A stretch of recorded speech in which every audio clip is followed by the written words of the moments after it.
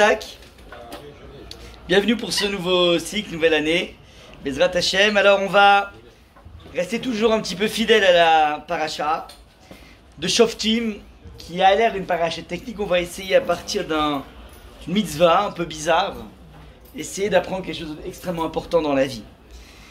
Alors je m'inspire ici d'un shiur que j'ai étudié, que j'ai entendu il y a à peu près 35 à 40 ans facilement, d'un de mes maîtres, et qui m'a beaucoup aidé dans la vie. Vous allez voir pourquoi, donc je vous laisse découvrir pourquoi, vous verrez comment quelque chose fonctionne, et je pense que ça peut aider beaucoup de personnes, beaucoup de juifs dans le monde. Alors je commence de façon très technique par la dernière partie de la parashat Shoftim, Maftir exactement, donc c'est la dernière partie qu'on lit, on lit le Shabbat, avant d'attaquer la prochaine paracha la semaine d'après. Alors le texte nous parle d'ici d'une mitzvah particulière. Nous dit le texte: si l'on trouve dans le pays que l'Éternel ton Dieu te donne en possession un cadavre gisant en plein champ, et que l'auteur du meurtre soit resté inconnu. Les documents sont là. Ouais, pardon, c'est à moi, okay. Et sinon c'est là. Ah, ok. Voilà. Les commandes sont là. Donc, cas typique, on trouve comme ça, gisant par terre, un cadavre, dans un champ, dans un désert, peu importe, et on ne sait pas qui l'a tué.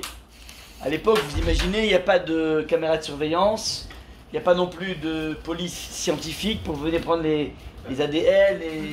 Ouais, donc, bon, même aujourd'hui, malgré ça, parfois ça sert à rien la caméra de surveillance, quand des gens qui sont cagoulés, tu peux rien faire, bref.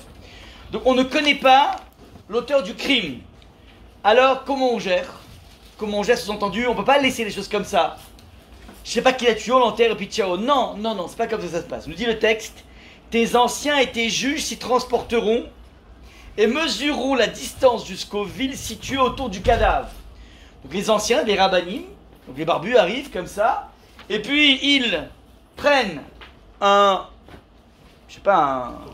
double mètre, enfin comment on appelle ça, vous savez, les trucs qu'on a, le Roi Merlin là. C'était la pub d'aujourd'hui, ouais, c'était le sponsor d'aujourd'hui, le Roi Merlin, ouais. Castorama sera la semaine prochaine. Ouais, donc vous avez compris, un double décimètre, j'en sais rien. Comme à la pétanque. La pétanque, les gens veulent savoir où est le cochonnet, enfin où est la boule la plus proche du cochonnet. Donc ils ont un fil on prend un fil pour mesurer. Et donc on va essayer de voir de quelle ville le cadavre est le plus proche. Ouais. Donc la ville la plus rapprochée du cadavre étant déterminée. Donc il y a 3 villes qui jouxtent ce champ. On va prendre la ville la plus proche. Les anciens de sa ville prendront une jeune vache qu'on n'aura pas encore employée au travail, qui n'aura pas porté aucun joug. Donc maintenant, une fois qu'on a déterminé la ville la plus proche, on va ce qu'on appelle imputer une responsabilité collective à un meurtre individuel. Ça veut dire, on dit, bon, on ne connaît pas le criminel. Alors disons, faisons le scénario suivant. A priori, s'il est plus proche de la ville A que B et C, c'est qu'on va a priori poser comme hypothèse qu'il est sorti de la ville A et, attention, sortant de la ville A, il a dû se rencontrer un brigand. Et donc on suppose, c'est une vraie story qu'on crée, une vraie création de story, on suppose que le bonhomme, il a soit pris le mauvais chemin. Vous savez, à l'époque, il y avait des chemins qu'il ne fallait pas emprunter, des chemins dangereux, chemins où il y avait des corsaires ou j'en sais rien, et puis il y a des chemins qui sont plus safe. Et pourquoi il a pris un mauvais chemin? Parce que quelque part, il a mal été renseigné. Ah, il a mal été renseigné, ça veut dire qu'il a dû avoir une hospitalité chez une personne de la ville A qui est la plus proche, et cette personne, quand il l'a raccompagné, n'a pas fait ce qu'il faut. C'est-à-dire, premièrement, lui dire par où passer. Deuxième chose, lui donner des vivres. C'est-à-dire, Tseda la derrière, on appelle ça, de quoi manger, de quoi boire, de façon à ce qu'il ne soit pas en hypo. Et là, on suppose que peut-être qu'il était en hypo. Pourquoi? Parce qu'il n'a pas eu de quoi manger en sortant, ni boire. Et donc, lorsque les brigands sont arrivés, il n'avait plus l'énergie pour se battre. Voilà tout le scénario que la Torah invente pour ne pas laisser ce sang impuni.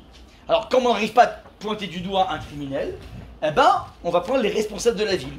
Qui sont les responsables de la ville? C'est pas les maires, c'est des rabbinim. Ah, donc ça l'idée. Donc ces anciens feront descendre la génisse dans un bas-fond sauvage, où on ne laboure ni ne sème, et là, dans ce bas-fond, ils briseront la nuque de la génisse. Ok? Donc on va, alors, toujours, lorsqu'il y a une faute, vous savez très bien qu'il y a toujours un korban, un sacrifice expiatoire. Donc on va quelque part, d'une certaine façon, vivre à travers la mort de cette génisse qu'on va précipiter d'une falaise. Et l'idée, enfin, et lui couper la nuque, ça veut dire, on s'identifie à la génisse, quelque part, il y a quelque chose qui tourne pas rond dans cette ville.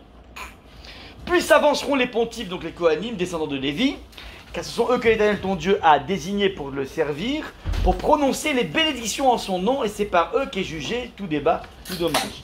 Et tous les anciens de la ville en question, comme voisins du cadavre, se laveront les mains sur la génisse dont on a brisé la nuque dans le bas-fond. Donc les anciens de la ville viennent et ils se lavent les mains. Ouais, c'est de là que vient l'expression je m'en lave les mains. Ça veut dire je suis innocent. Ouais. Et qu'est-ce qu'ils disent? Ils diront tour à tour, nos mains n'ont point répandu ce sang-là et nos yeux ne l'ont point vu répandre. Donc tous les rabbinim, les sages de la ville, les juges de la ville débarquent et ils disent on n'est pas coupable, on se lave les mains, on n'est pas coupable, c'est pas nous, ouais, qui avons tué cette personne.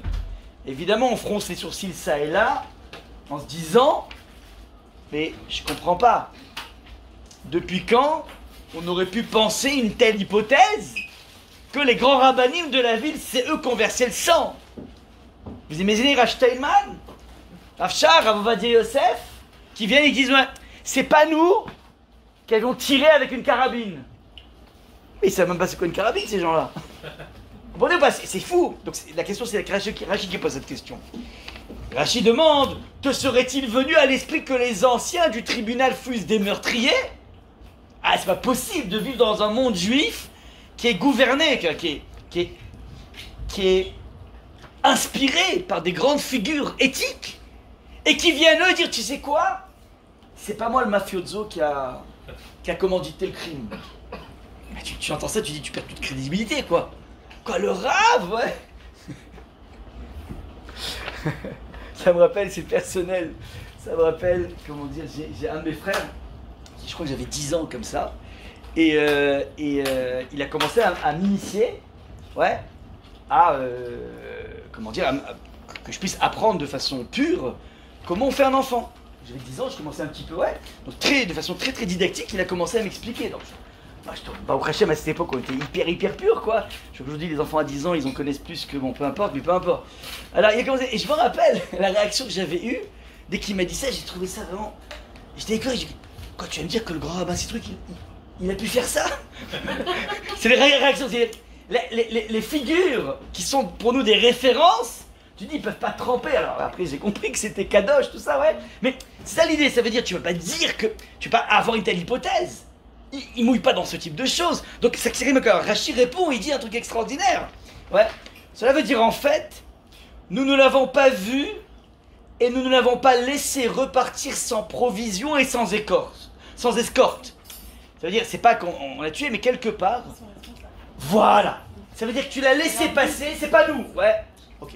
Maintenant, petite parenthèse, j'ose imaginer aussi que les grands rabbinim savent faire ce qui est marqué dans le Shulchan Aruch, c'est-à-dire, quand tu reçois quelqu'un, c'est pas tout de lui donner à manger, à boire, et lui donner à dormir, tu dois aussi le raccompagner à une mitzvah dans la Torah de faire 4 amot. Ouais. On va en parler de cette mitzvah, ouais. Donc eux, ils viennent dire, c'est pas nous qui sommes responsables. Alors, c'est quoi cette idée de la responsabilité? Ouais, attendez, juste, je finis le texte. Là, c'est numéro 8. Pardonne à ton peuple que tu as racheté, Seigneur, et n'impute pas le sang innocent à ton peuple d'Israël. Ça veut dire, si on ne gère pas ça, il y a du sang innocent qui a coulé, il faut à tout prix quelqu'un endosse une responsabilité. Sinon, ça va payer. Ça va frapper, ouais. On ne peut pas laisser le sang comme ça. Et ce sang leur sera pardonné. Toi, cependant, tu dois faire disparaître du milieu de toi le sang innocent, dit Hachem. Si tu veux faire ce qui est juste aux yeux de l'Éternel, ça veut dire être quelqu'un de juste. C'est quelqu'un qui ne laisse pas des ardoises, ouais, des crimes impunis. Alors là, on ne trouvera pas forcément le criminel, mais il faut à tout prix qu'on assume quelque chose. Je vous donne une illustration de cette attitude d'endosser la responsabilité de quelque chose que j'ai pas fait. Mon épouse, il y a de nombreuses années, a eu la chance d'étudier dans un séminaire qui s'appelle le séminaire de Oufakim. C'est dans le sud d'Israël, d'ailleurs c'est une des villes qui a été malheureusement visitée aussi au niveau du 7 octobre. Là-bas il y a à la fois un séminaire et un yeshiva. Le séminaire Baruch Hashem, il n'y avait personne, parce que c'était 7 octobre, Simchat Torah, en fin de compte, personne n'était là, puisque c'était pas la reprise n'avait pas pris. Et la yeshiva, ils sont tous mis dans le réfectoire au -1, et il s'est rien passé. Mais que Dieu préserve, il aurait pu avoir un cardage, c'est des centaines de Bachorim. J'ai d'ailleurs un neveu qui était là-bas. Enfin, non, il n'était pas là-bas. Il aurait pu être là-bas, mais il n'était pas là-bas. Peu importe. Donc voilà, Oufakim, dans le sud d'Israël, grand sud d'Israël. Il y avait là-bas un énorme, très très grand rave, avec une dimension planétaire qui s'appelait le rave Pinkus. On a pu profiter de ses enseignements notamment, qui était le rave de la ville. Ouais, le rave de la ville. Maintenant, ce rave est mort dans des conditions absolument tragiques. C'était un soir de la Bedikat Hametz, dans la nuit. Accident de voiture absolument horrible avec sa femme, plusieurs enfants, un truc de fou. Et donc, les Espedim ont eu lieu à Bnei Brak. J'ai assisté, moi, au Espedim toute la semaine. Alors, il était en plus, lui, il était un grand bonhomme, et en plus, sa femme était issue d'une famille extrêmement illustre d'Israël. Tous les frères, c'est des Raïch et Shivot, grandes figures du judaïsme juif, enfin du judaïsme, tout simplement, ouais. Et donc, il y a eu de grandes personnalités qui sont parlées. Et moi, c'est pas tant les grandes personnalités qui ont parlé, dont je me souviens, c'est le témoignage d'un bonhomme qui n'était pas un grand rave du tout, même pas un rave, c'était un Coleman, qui est venu dire la chose suivante. Voilà. Lorsque il y a eu un jour à Oufakim, dans la ville d'Oufakim, que Dieu préserve, un enfant qui est décédé dans le cas de la mort subite du nourrisson. Ouais, c'est un truc imprévisible. Dans son sommeil, Shamish mort, l'enfant il est parti. Lui, en tant que rave de la ville, ne connaissait pas du tout cette famille, parce qu'il y a des centaines de familles, mais en tant que rave, il a dû s'occuper de l'enterrer, ouais, et de gérer le hesped.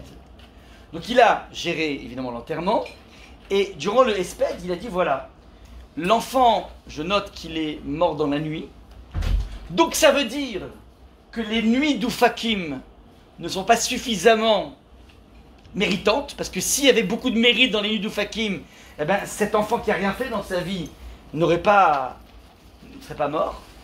J'endosse totalement la responsabilité des mérites des nuits de Oufakim. La responsabilité m'incombe. Et donc je prends sur moi, dit le Rav, pendant 11 mois, d'étudier toutes les nuits. Et la personne qui a dit ça, il a dit donc, il a pris une Chavruta, donc un compagnon d'études, de minuit à 2 heures, de 2 heures à 4 heures, et de 4 heures à 6 heures. J'étais celui de 4 heures à 6 heures. En 11 mois, il n'a pas loupé une seule fois. Maintenant, un rave de ville, c'est pas comme un boulanger ou un chauffeur Uber de nuit, ouais. C'est-à-dire qu'ils travaillent jusqu'à 5-6 heures du matin, et après, boum, ils ont la sieste jusqu'à 2 heures de l'après-midi. Le rave de ville, ouais, à 6 heures, il finit d'étudier, il doit dormir 1 ou 2 heures juste avant la tfila, et après, on attaque la journée. Et on attaque les enseignements, et on attaque les shalom bayit, et on attaque la cacheroute. Ouais. Ça, c'était Rav Pinkus. Maintenant, ça, c'est l'illustration proprement dit. Un mort, on ne sait pas ce qui s'est passé. J'endosse cette responsabilité. Ça, c'est ce qui est marqué ici dans cette paracha. On est bon ou pas jusque-là? Okay. Donc ça, c'est ce qui est marqué ici, maintenant. Je voudrais vous dire que cette paracha, elle n'est pas connue. En général, je pense que je voulais apprendre cette notion de Eglaroufa, un truc bizarroïde, ouais. Donc vous avez compris l'idée, hein. Il y a un cadavre, et puis il y a tous les rabbinim qui débarquent, et nos mains n'ont pas versé le sang. Mais les personnes qui ont, de façon assidue, étudié Rashi dans le livre de Bereshit, là on est dans le livre de Devarim, ouais. Mais les personnes qui ont étudié Rashi de façon assidue se rappellent de cette mitzvah. Vous savez pourquoi? Parce qu'il y a un épisode dans la Torah qui concerne Yosef Hatzadik. Alors je vous rappelle l'histoire de Yosef Hatzadik, c'est que on connaît. Ses frères lui en veulent à mort parce que le papa a montré des préférences nettes par rapport aux enfants. Donc il a été ostentatoire dans la façon de chouchouter Yosef. Et dans la vie, c'est insupportable de voir des chouchous. Je ne sais pas si vous avez déjà subi ça. Moi, quand j'étais petit, j'ai jamais été chouchou des professeurs. J'avais des copains qui étaient chouchous et je ne comprenais pas pourquoi lui et pas moi. Ouais. Alors ça, dans une classe, bon, c'est pas grave. Tu passes de classe, après tu peux évidemment, je sais pas, j'ai pas passé ma vie toujours avec les mêmes personnes. Et dans une fratrie, d'ailleurs nous les parents, ouais, on camoufle aux enfants le fait que c'est une réalité, qu'on ne peut pas dire qu'on aime parfait. On peut le dire qu'on aime de la même façon les enfants, mais c'est pas vrai au bout du compte. Il y en a qui sont plus simples que d'autres, il y en a qui sont beaucoup plus excitants que d'autres, il y en a qui sont... Vous n'allez pas dire ça. Donc on dit, on joue le jeu. Et d'ailleurs la Gemara va dire, à cause de Yaakov, t'as pas le droit de gâter plus l'un que l'autre. Sinon c'est la... Ouais, pour éviter ce type de jeu. Donc pas de... Comment ? Il y a l'aîné qu'on doit donner les deux. Ça c'est la Torah qui dit. C'est pas le papa qui dit, je t'aime bien, je te donne plus. La Torah stipule qu'il a des droits plus que les autres. Ouais, comme un Cohen a plus de droits que les autres. Si t'as jamais fait de problème dans ta vie, que quand tu veux monter à la Torah, il y a toujours le Cohen qui passe avant. J'ai jamais vu des manifestations des Israéliens qui disent mais il y en a marre de cette aristocratie, de ces privilèges, ouais, c'est quoi ces Kohanim, il en a marre, ouais. Personne se plaint de ça, et tu acceptes. Pareil, le Bechor, il a normalement au niveau d'héritage double part, il a aussi des devoirs aussi plus grands, c'est tout. Mais si tu vois qu'il y a quelque chose qui est fait de façon nette, et qui montre que papa et maman aiment plus l'un que l'autre, tu en peux plus, ouais, c'est insupportable. Donc, il faut abattre, ouais. Il ne faut pas sauver le soldat Yosef, il faut au contraire l'abattre. Il décide de le tuer, finalement il ne tue pas dans le puits, et de fil en aiguille, le bonhomme, il atterrit chez Monsieur Poutifar, il devient directeur financier là-bas, ça cartonne, il est très beau. Madame Poutifar est folle de lui, pendant 1 an elle essaie de draguer, elle n'arrive pas. Il résiste et elle, la méchante, la coquine, elle va dire balance ton porc, alors que c'est elle qui était la truie, et balance ton porc et ça marche, donc il va écoper d'une prison à vie. Mina Shamaï avec l'histoire des rêves, je vous fais en très très rapide. Pharaon a un rêve, il n'arrive pas à comprendre, plusieurs rêves, et puis d'un coup, boum, il fait monter Yosef parce que il s'est fait une réputation de marabout, de folie dans la cellule là-bas. Tous ses copains, il a réussi à interpréter juste des rêves des copains, tout ce qu'il a dit a été fait, donc d'un coup, il se fait une réputation de malade. Pharaon cherche un mage, tous ces mages c'est n'importe quoi, c'est des zéros. Et il entend parler, il fait monter, boum, il devient le boss d'Égypte. Donc, maintenant arrivent les frères, au bout de 2 ans de famine, donc 7 ans d'abondance, 2 ans de famine, ils débarquent, on a tout quoi manger, et là ils commencent à les cuisiner un après l'autre, et puis au bout du compte, la histoire de Bénim et tout, je fais en bref, au bout du compte, Yosef va dire, écoutez, une fois qu'il voit que Yehuda a fait tchouva, et il est prêt à se tuer pour garder Binyamin, donc il comprend que maintenant ils lâcheront plus un fils de Rachel, et Yehuda est prêt à donner toutes ses tripes pour sauver un fils de Rachel, alors qu'il y a toujours un problème d'animosité, enfin de jalousie entre Léa et Rachel. Bref, il voit qu'il a fait tchouva, ok, c'est bon, les amis, c'est moi Yosef. Oh, pas possible, c'est incroyable. Et maintenant je veux voir papa, il faut aller prévenir papa. Et donc nous dit le texte, ils vont prévenir papa. Donc ils arrivent, ils montent en Israël, et ils arrivent, alors ils se disent, bon, le pauvre, il est assez âgé, en plus c'est un bonhomme qui est triste, ça fait 22 ans qu'il chiale, ça fait 22 ans qu'il a plus de prophétie, donc en fait c'est une sorte en fait c'est un patriarche débranché de spiritualité, on pourrait dire, il est débranché, déconnecté, ouais. C'est plus le Yaakov qu'on connaît. Ils se disent, le choc risque d'être brutal, on envoie Sérar, ouais, faire de la mélodie. Sérar Batachir fait de la mélodie. Ouais.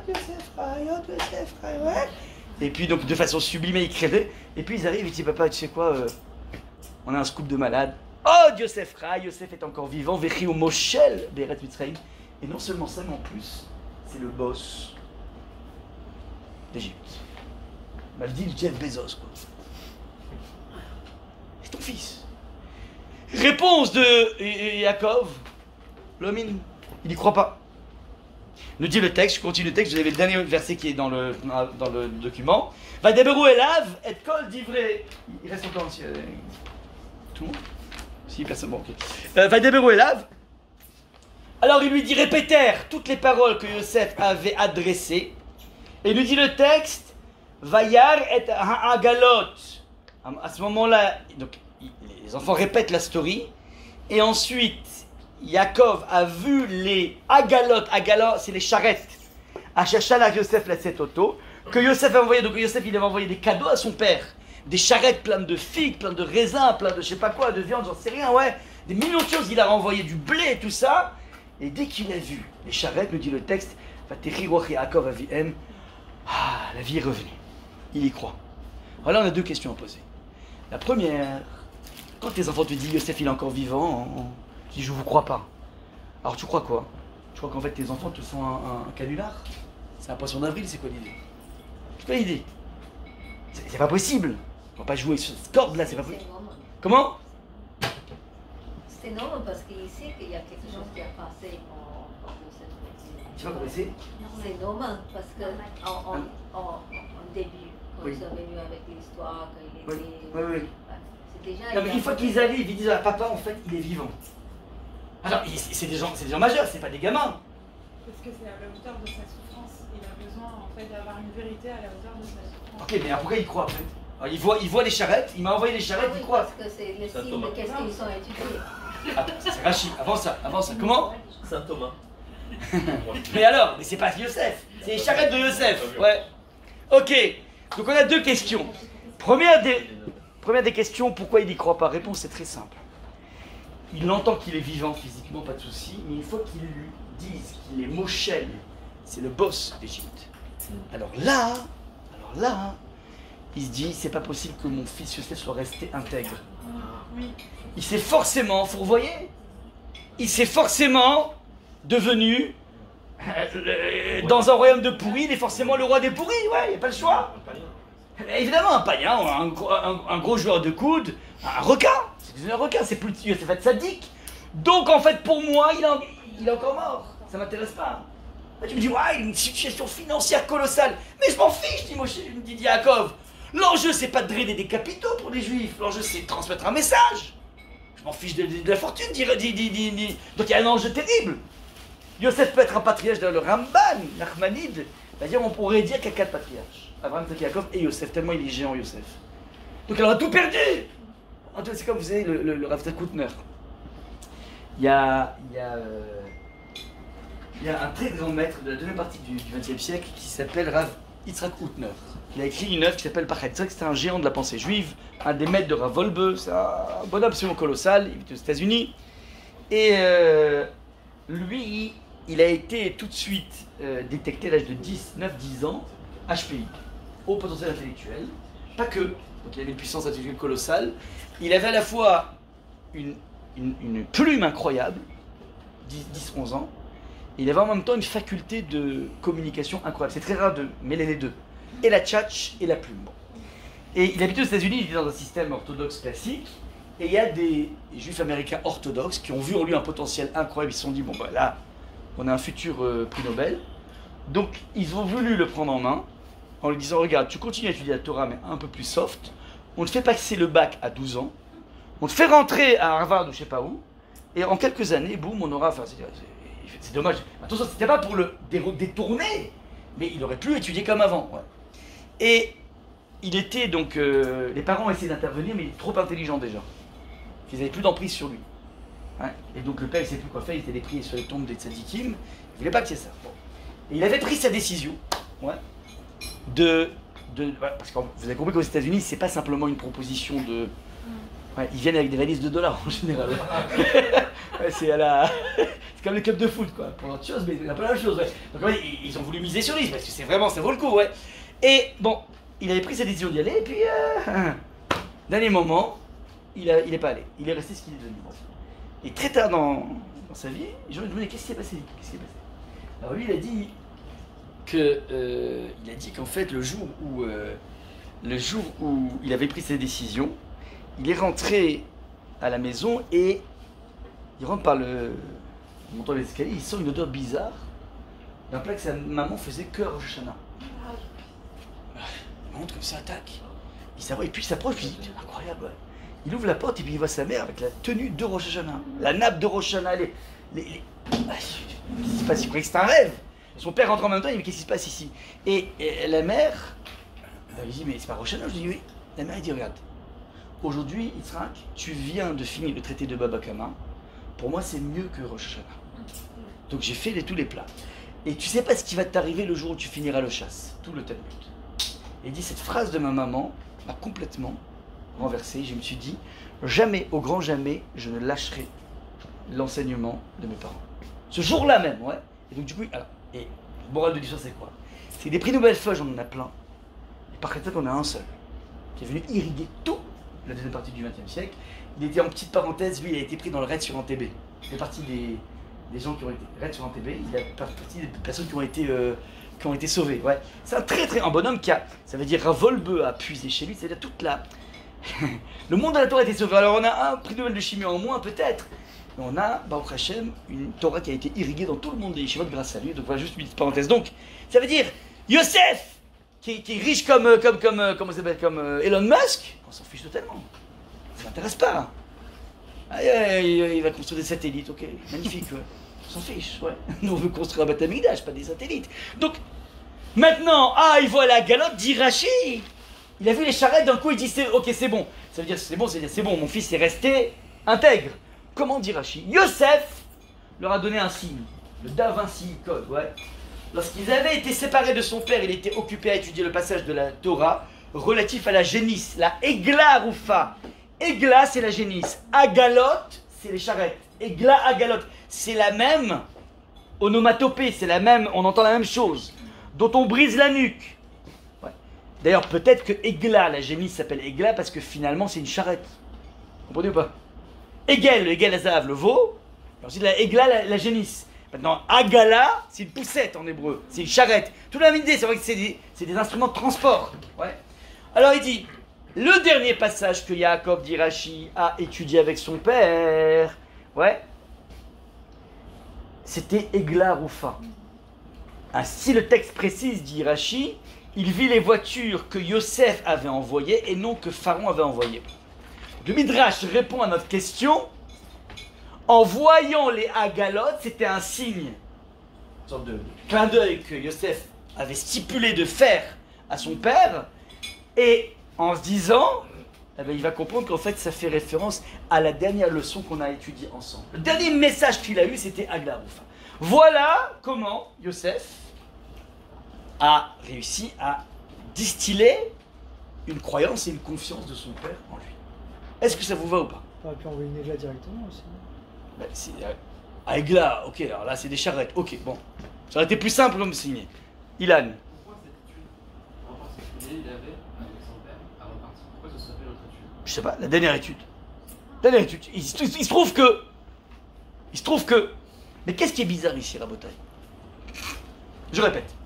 Yaakov, au début, on lui dit ton fils Yosef est vivant et c'est devenu l'homme le plus puissant du monde. Il dit je vous crois pas.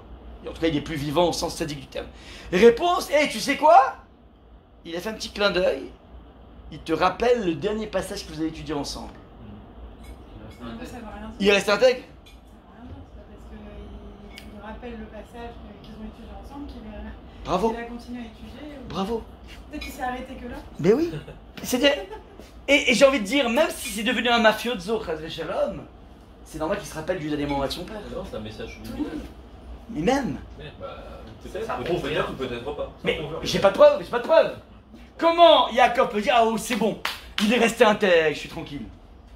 T'es pas tranquille, t'en sais rien. Ouais. Qu'il a un souvenir de la Gdoucha veut pas dire qu'il est kadosh. Ouais. Petite parenthèse, les mafiosos, je les connais pas, mais enfin j'imagine, mais en tout cas on voit dans les films qu'ils ont tous un code très très fort du respect des parents. Ça rigole pas avec eux, ouais. J'ose imaginer que les mafiosos se rappellent des dernières leçons de catéchisme qu'ils ont eues avant de devenir. J'imagine quoi. Surtout si leur père s'est fait flinguer, ouais. Donc ça veut rien dire. Moi j'ai connu même un bonhomme qui a eu le pauvre, nous, un Parkinson. Non, comment ça s'appelle Alzheimer, merci. Alzheimer, ouais. Alzheimer, le pauvre. À quai d'écart, jusqu'à un tel point qu'en fait son propre fils, il ne le reconnaissait pas. Ils atteignent des degrés terribles, ouais. Eh bien, par contre, il n'arrivait pas à reconnaître son fils, ni quoi que ce soit, mais tu lui disais Ashré, il te débitait tous les télim. Ashré, je vais te redire le reste. Ça veut dire, il y a des choses, ouais. Alors voilà, ça c'est la question. La question, ça veut dire en quoi il y a quelque chose de probant ici. Et maintenant, on donne le message. Le message est sûr. Quand tu regardes le passage qu'on vient de lire sur la Egla Rufa, je vous l'ai dit, c'est le maftir de Shoftim.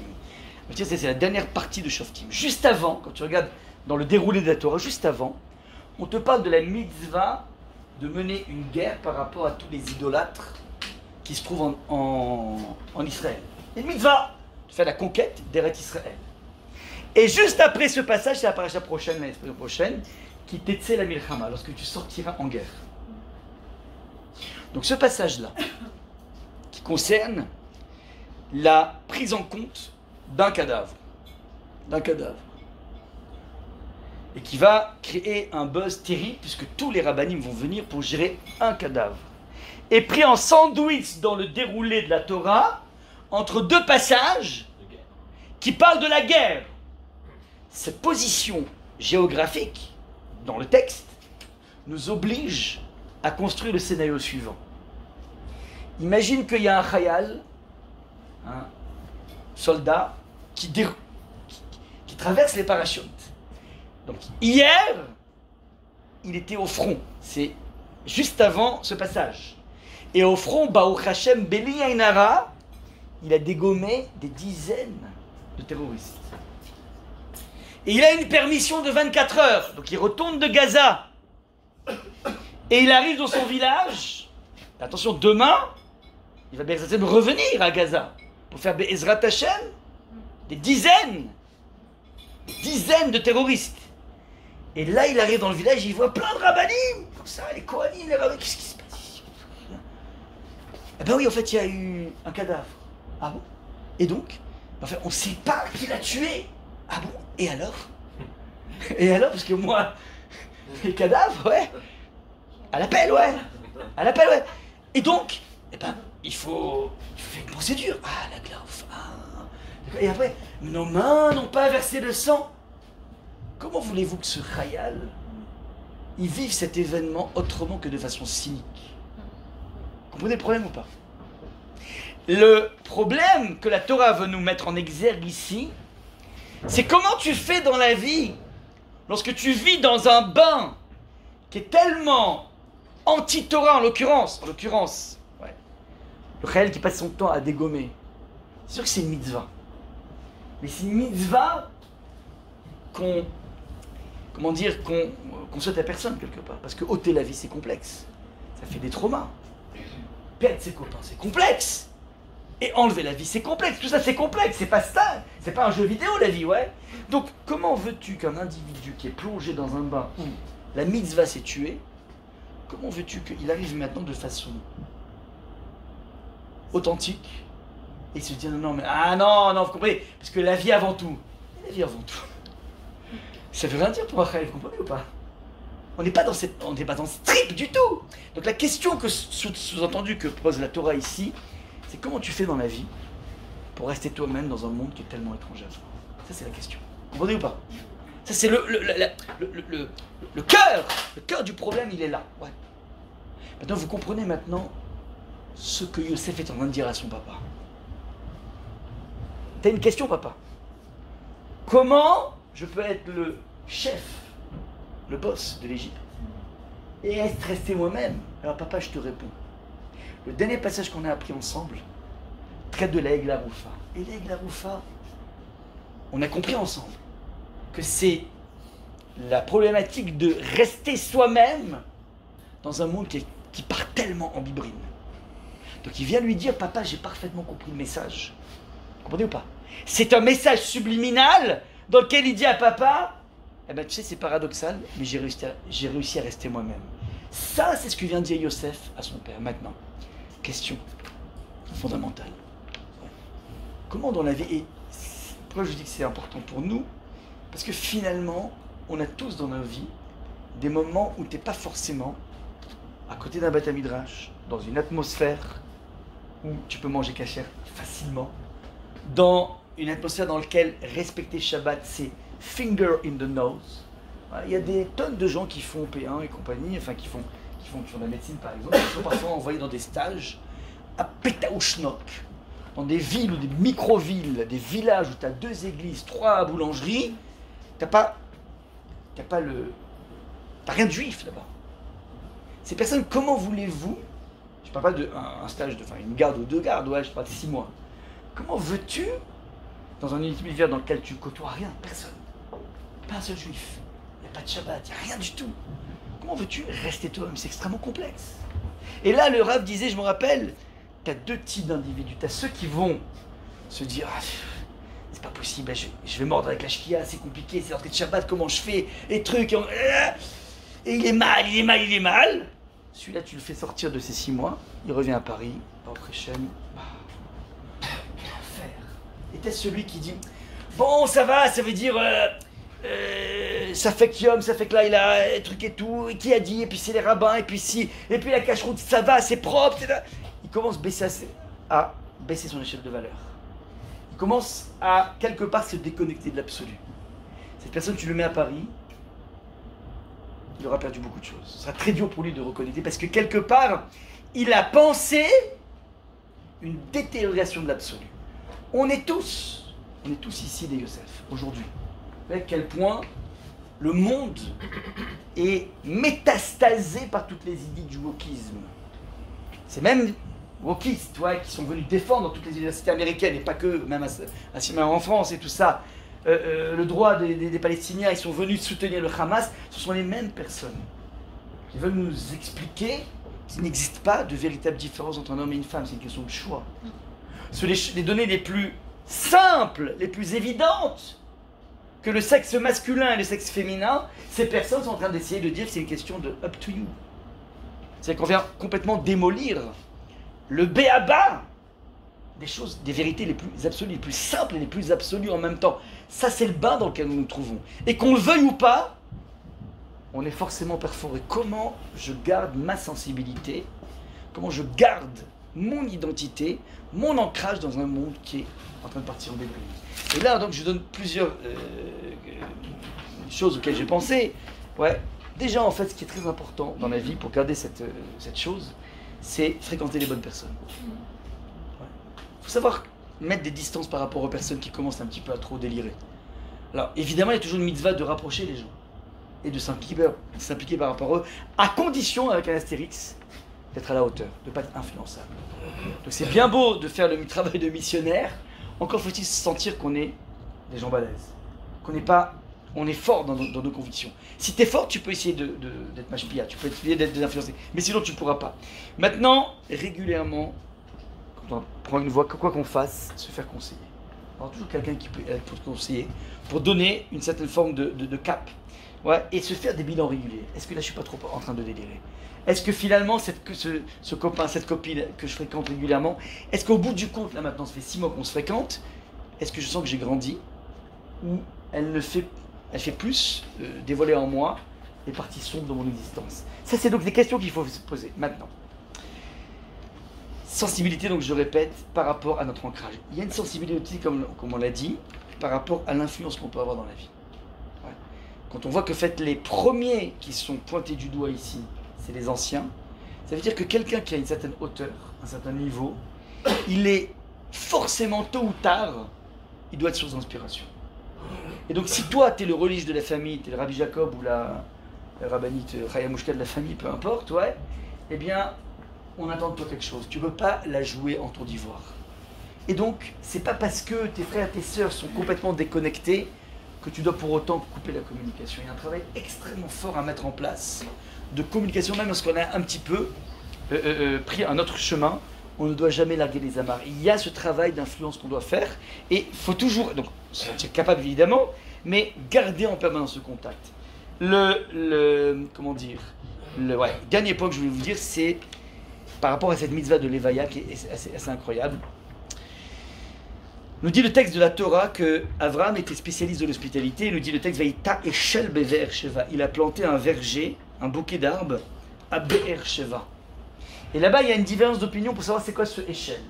Regardez dans Rashi, avec le Maral, je n'ai pas le temps de là-dessus, mais en tout cas, Eshel, les maîtres disent qu'en fait, Eshel sont les initiales Aleph Shin Lamed, de Aleph Achila, Shin, Shina, donc Achila c'est manger, Shin c'est Shina, dormir, et Lamed c'est Levaya, raccompagner.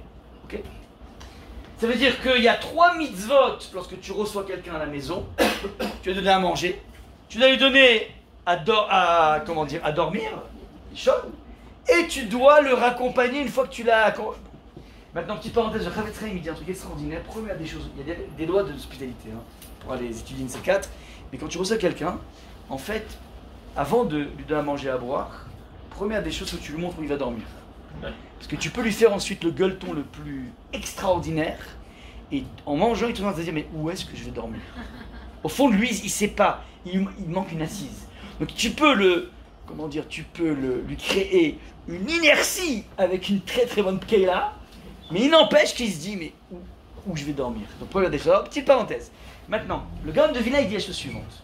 Si on fait 2 des 3 mitzvot, ça veut dire je lui donne à manger comme c'est pas possible. Je lui ai offert la chambre dans laquelle il y a les matelas de 60 cm d'épaisseur, mieux que les meilleurs hôtels, ouais. Le mec, il a dormi, il a fait dormir de façon magnifique, ouais. Mais je fais pas l'effort de le raccompagner. Alors, il n'y a plus que Aleph Shin Lamed, il reste plus que Aleph Shin. Ça veut dire le feu. T'as mis le feu en lui. Je t'en prie, ça va. Pourquoi le feu? Là, il y a plusieurs éléments extrêmement subtils qui sont les suivants. Tu peux dans la vie l'éclater totalement en le recevant. Mais paradoxalement, plus tu l'éclates, plus tu t'éclates. Il y a quelque chose de très narcissique paradoxalement de recevoir des gens. Quand on parle de l'art de la table, ça veut dire qu'on se transforme nous-mêmes en artistes. Et à l'instar d'un artiste qui aura fait une très belle toile, il y a quelque chose de très gratifiant pour celui qui reçoit, de donner à l'autre et de sentir que j'ai fait un impact. C'est une belle mitzvah, évidemment, mais quelque part, c'est extrêmement tourné vers nous-mêmes. D'ailleurs, la plupart du temps, on ne reçoit pas les clodos du village. Ouais, c'est jamais la cour des miracles à la maison en général. C'est des gens qu'on kiffe recevoir. Ouais. Parce qu'en fait, on va se faire plaisir, on va montrer, Ravolbo, il dit un truc incroyable. Il dit que lorsque une épouse fait un plat à son mari, eh bien, il faut être capable de complimenter exactement comme si un mari a fait un exposé de Torah. Il attend, il s'est investi comme c'est pas possible, il attend des applaudissements, ouais. Eh bien, cet investissement, tu dois considérer ça, quel que soit l'investissement que ton conjoint fait dans quoi que ce soit, tu dois voir ça comme si c'était un exposé de Torah. Chacun son chemin, son trou, peu importe. Mais ce qui est intéressant ici, c'est qu'en fait, il y a quelque chose de l'ordre de l'autosatisfaction de recevoir des personnes. Être capable de passer le pas et de dire, voilà, tu sais quoi, tu as profité chez nous. Et on va faire 2 choses en accompagnant. Première des choses, on va éviter que la chute soit trop brutale. Il était dans un univers presque onirique, en mangeant chez nous, puis d'un coup il va se retrouver seul comme un rat mort dans son studio. Ah, ça rappelle un peu chez Rafa. Comment? Ouais, le poste, ouais. Tu le raccompagnes chez Rafa pendant 8 jours. Il vaut mieux, parce que sinon, boum, il y a une chute trop vertigineuse. Et donc, l'idée, c'est de dire, je t'accompagne là où tu es. Je ne suis pas que moi le référentiel, je m'intéresse à ton référentiel. Deuxième chose, en te raccompagnant, ça veut dire, je suis en train de dire, c'est un peu la même idée, je suis en train de dire que j'aimerais pénétrer ta vie, ton monde. Et donc quand on dit le Shulchan Arba Amot, c'est 2 mètres, ouais, c'est pas que 2 mètres, c'est l'idée. Donc je finis là-dessus. Toute la Egla Roufa est basée sur le fait que on n'a pas raccompagné, a priori on suppose qu'on n'a pas suffisamment bien raccompagné les personnes. Ça veut dire qu'on les a laissés passer d'un monde peut-être agréable, sécure, qui s'appelle là où j'ai mangé, vers un monde qui s'appelle l'autre, un monde inconnu. Un monde inconnu qui est truffé de brigands, de corsaires, j'en sais rien. Mais une chose est sûre, c'est qu'il n'y a pas eu ce trait d'union, cet accompagnement. Ça, c'est ce que veut dire ici le Gaon de Vilna. Voilà un petit peu comment on travaille la sensibilité. J'ai dit sensibilité par rapport à notre ancrage absolu, sensibilité par rapport au référentiel de l'autre qui n'est pas mon référentiel, et être capable de lui laisser cette place et cette possibilité d'expression. Et enfin, sensibilité par rapport à ma responsabilité. 3 zones de sensibilité qu'on peut travailler. Voilà ce que je voulais vous dire, partager aujourd'hui, pour commencer l'année Bézat Hashem.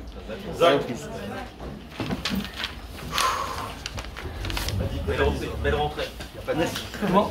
On n'est pas dit, c'est pas grave. Je vais rentrer à la maison.